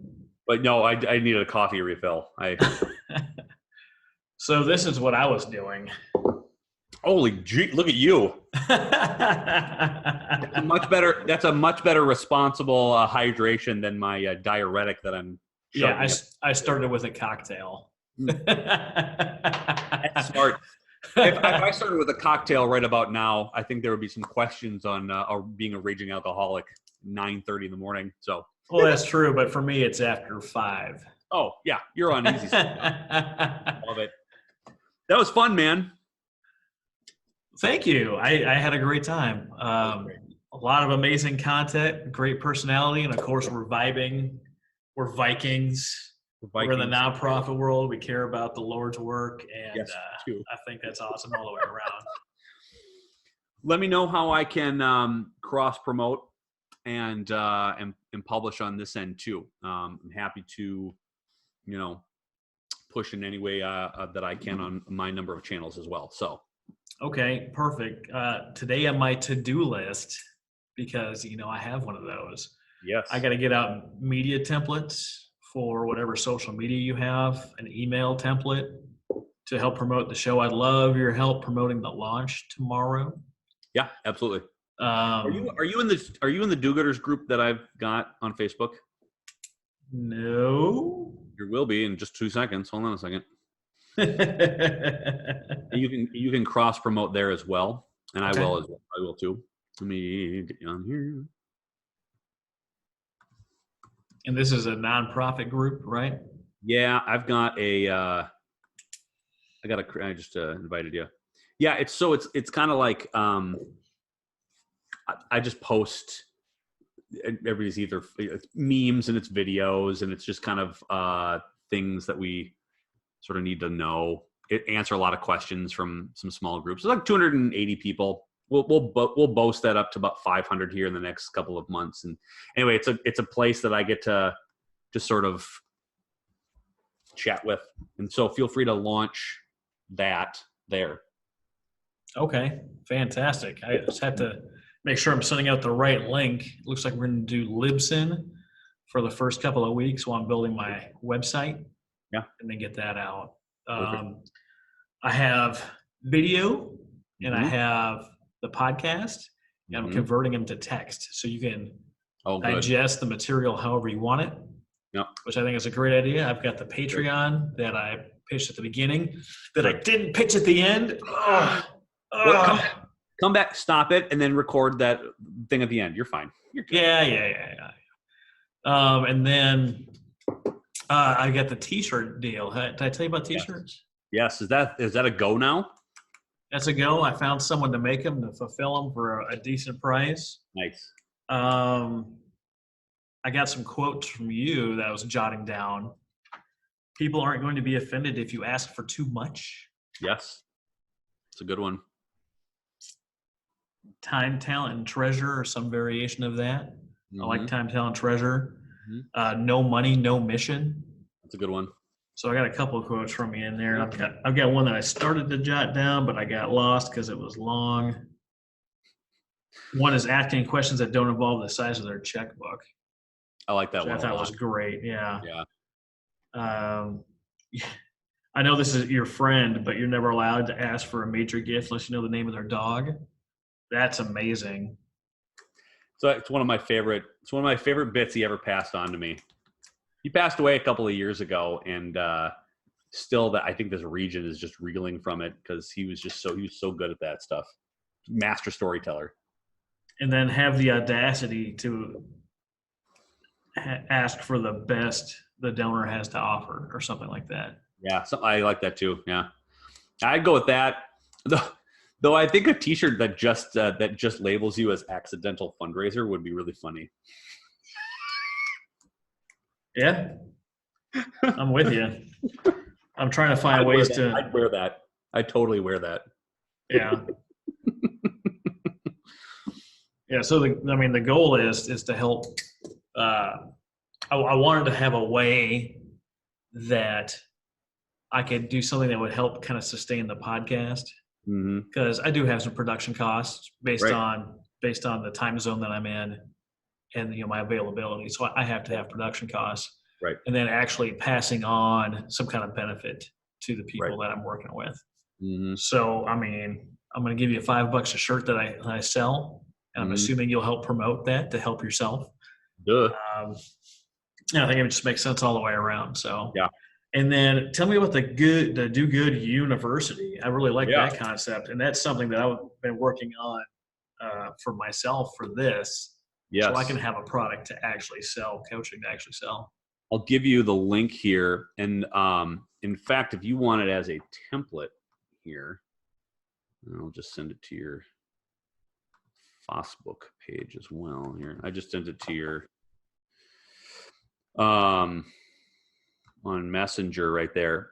So this is going to be the platform I use for training and modules and stuff like that. So basically I'm getting a handful of experts who are going to do courses, and then I've got a signature course based on the book. So I'm going to I'm launching this October 1st, and a couple of days. I know this is my hardcore push to sell, but take a gander around. It's a really cool platform. And in fact, it might be, we could talk about podcasting too. I don't know. Take a peek around. It's really going to be a fun way to do everything that we just talked about and kind of flood it out in tangible sort of ways. Little courses you can download for a price, and it's really kind of your t-shirt idea too, which is, each one of these courses that we're going to do, these 3-hour little handoff courses that I haven't published yet because we're going to publish October 1st, but are going to be like $49 or something like $49.99. So for $50, you get 4 hours worth of material, probably 10 hours worth of value, and get to be trained or educated on certain 101 projects, writing an appeal, special events checklists. What else do we have? How to market or how to post on Instagram for the benefit of your organization. Like that kind of stuff I think is really important. Because when you get into the nonprofit world, you're like, I don't know what to prioritize, and I don't know the answer to this. This is one-stop shop. And I've got some pretty powerful hitters who are regionally and nationally. So one, Penny Cowden, who runs 212 Philanthropy, is going to do board recruitment and onboarding. Some question that nobody has, like that 101 though, like who to look for, what's your checklist kind of thing. I've got the director of Minnesota Gives, or Give MN, who runs that giant Giving Day 101. So it's just trying to orchestrate, like, what do I need to do if I'm going to do a Giving Day? These things, like these 3 things I'm going to get. So each class, you get 3 tangible takeaways you can do the very next day. Okay. And that's perfect. And that's what I'm trying to do here with this. So yes, tangible ways that you steps that I can do A, B, and C, and then get result. Right. Exactly. Yeah. Yep. And this is just going to be the automated process that gets the funnel into the larger class and the larger course that becomes the, I think I'm going to double down in this whole arena and then sort of do the video casts and the trainings and that kind of follow-up stuff as well. So I'm getting a studio next month. So I'm getting an office space and turning into a podcast video studio to kind of do these 101 trainings that I'll be doing throughout the deal. So how do you like my background? I love it. Sexy. Yeah. Sexy background. I'm just in my apartment. It's good. I know. I got to get out of the kitchen. It's nice. I got a nice little delightful background, but this will be a little more purposeful at the end of this. So nice little background of books and, trinkets that I think are funny. So I think it'd be kind of fun.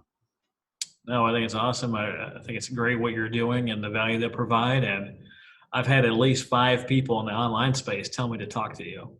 No, that's awesome. I love that.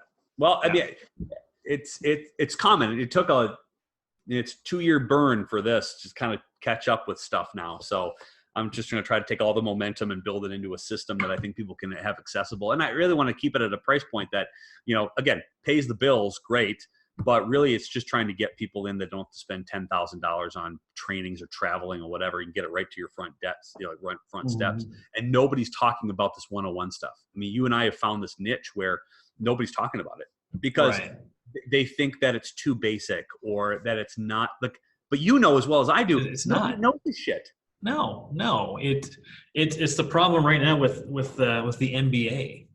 You have people in whatever space they're in, and they're like, "Hey, an MBA is a great idea," and you go take this little chunk. It doesn't tell you how to start a business. It doesn't tell you how to build a brand. Nope. It doesn't tell you the importance of online presence. Nope. And those are three of the things that matter the most. They're critical. They're absolutely critical. And I think that's really where my obsession with the idea of, like, I'll tell you an example on why I'm really doubling down on a lot of this stuff for the university is that somebody said, I said, well, you got to make phone calls. They're like, well, what do you say when you get on the phone? Like that was a response to me from somebody who's been doing fundraising for like 2 years. Mm-hmm. And I was like, what do you mean what do you talk about? And I was like, holy shit, we got way major issues. And they're like, they were spending time mapping out a question funnel for a coffee meeting, a casual coffee meeting with a potential donors. And they were trying to say, well, if this person says this, then I will ask them this question. And I was like, holy shit, you're complicating coffee. How did you just complicate coffee? I'm like, I don't understand. Like, I'm so confused. And so I'm just obsessed now with the idea of simplicity and getting rid of this overcomplication of stuff, because it's killing relationship building. It's killing the industry because they can't get out of their own way. And they're like, well, just the easiest thing, I'll just put a social media post up there and I'll be done. Okay. Maybe. You might get a couple of bucks. How did you write it? Yeah. Are you engaging? Are you showing this? Is there a call to action? Is there a one-click button? Is there all these things? Yeah. And then how much time did you spend on the 3-sentence, tweet? Did you spend 2 hours trying to manipulate the verbiage of this? How many meetings could you have? How many phone calls could you make with potential donors or get meetings with 3 hours worth of that? Or did you spend 3 hours talking about the validity of marketing for the next 2 days on social media? It just drives me nuts. It drives me insane.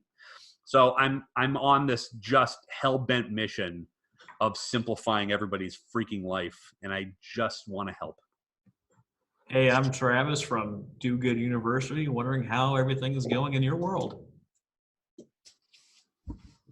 If you've got a course you want to teach, I would gladly host it up on here too, by the way. Okay. If you had a 101 course that you just think that you could just crush from a concept in a 3-4 hour span of, like, the content you take long to get through the content to build an ebook or whatever that is, I'd gladly host you up there. I appreciate that. Yeah, I'm looking at a 6-week course. I think 6 weeks is probably the right amount of time. Yep. Depending on what the topic is, definitely have a board week, a fundraiser week with you speaking, of course, a marketing week, of social media post a week, and probably working on a couple of the other ones, or how to handle volunteers and board members that don't belong anymore, how to fire your team if you need to. Great concept. Great one. And then probably one more week. I got to figure out what that one more week's going to be, but that's kind of the framework that I'm looking at, because that's a great one. How to post such so in the group, there was some question like, how do I find donors? And I wanted to just throw something on there. I was like, well, let me think about what they're asking. And I went through this person's, I haven't told them this yet, but I went through their page. I don't know what their nonprofit is about. Oh, every day I deal with that all the time. All the time. Yeah. I don't know what this is. Like, I had somebody approach me the other day. I was like, hey, here's our website. And they go, I read through the whole thing. I still don't understand what they do. And they're like, well, it's kind of hard to explain. Okay, if you need to start that, first of all, we need to start now completely revamping our conversation, because if you have to start and lead with, well, it's kind of hard to explain. Yeah. Okay, now we've got a mission. Like, now we're going to start here. Let's simplify that. Yeah. As I used to work for an organization that had it served about 3,000 kids and young adults. It was in 7 offices across the state. They probably had 30 programs like intertwined between all these things. And my joke with donors or potential donors was like, well, let me tell you what we don't do. It's a shorter list. Like, it's like a default answer to that. And I was like, oh God, this is just, it's complicated. Stop complicating it. But don't be so pie in the sky that like you give this sunshine rainbows answer that doesn't give you any detail either. Like, we help transform lives of kids. What does that mean? Well, I mean, you can punch them in the face and you accomplish your mission. Correct. Yep. Just punch that kid in the face. I transformed his life. He's not going to be a serial killer because I made fun of him and I told him, I called him a name and I punched him in the face. Yeah. Well, that's not what we do. Great.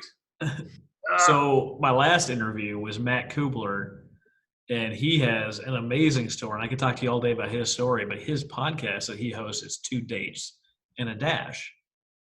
And if you understand on a headstone that you've got the starting and end date, but that little tiny dash has all the value in it, right? And we talked about why he named his organization that, why he named mine the Nonprofit Architect, because it's self-explanatory. And if it misses you, I have the tagline of helping you build a stronger nonprofit.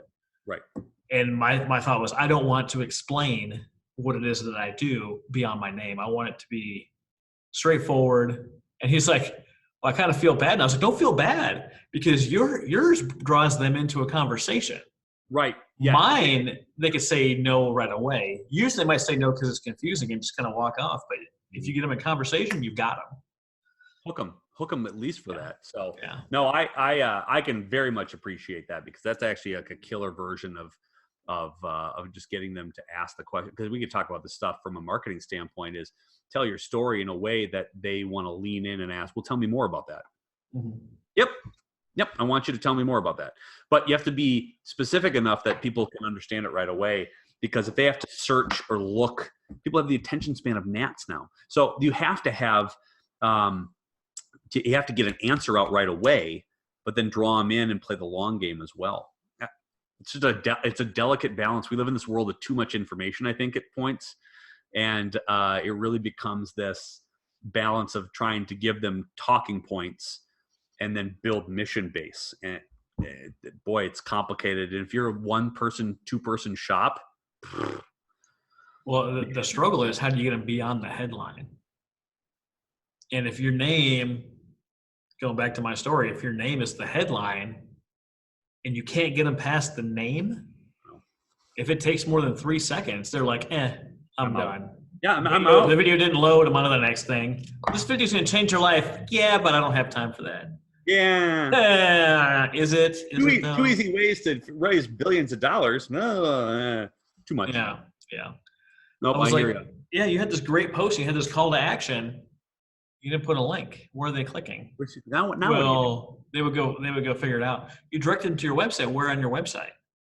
You know as well as I do, if they got to click twice, you've already lost them. Ugh, God, it just takes one page loading slowly, and they're like, whatever. They're off of it, and they'll never think about it again. But those are my thoughts. Anyway, I hear you. I could talk about this crap all day. I'm just obsessed with it. I'm obsessed with this idea that there's so few people who know the uncomplicated way of doing this. So you're doing some really good work here. So I'm stoked to be a part of it. Let me know how I can promote.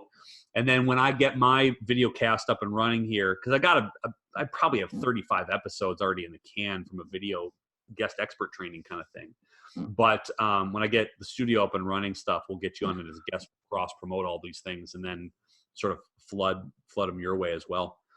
Yeah, I appreciate that. Absolutely. Definitely. Thanks for the time. Hell yeah, man. I've got some things I got to do today. Make sure my launch isn't a complete flop tomorrow. But it's gonna be awesome. Don't think about it from a numbers bit.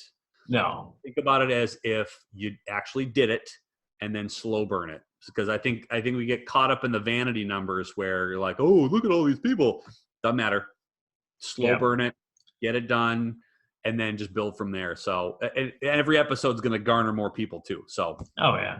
I mean, if you got 10,000 people following your page, but only 5 people listen to your show, it doesn't matter that you have 10,000 people on your page. I know for a fact that half the people who post about, and I'll be careful because we live in the same online space, who promote their look at my reach, and like they get 0 reach, or that matters.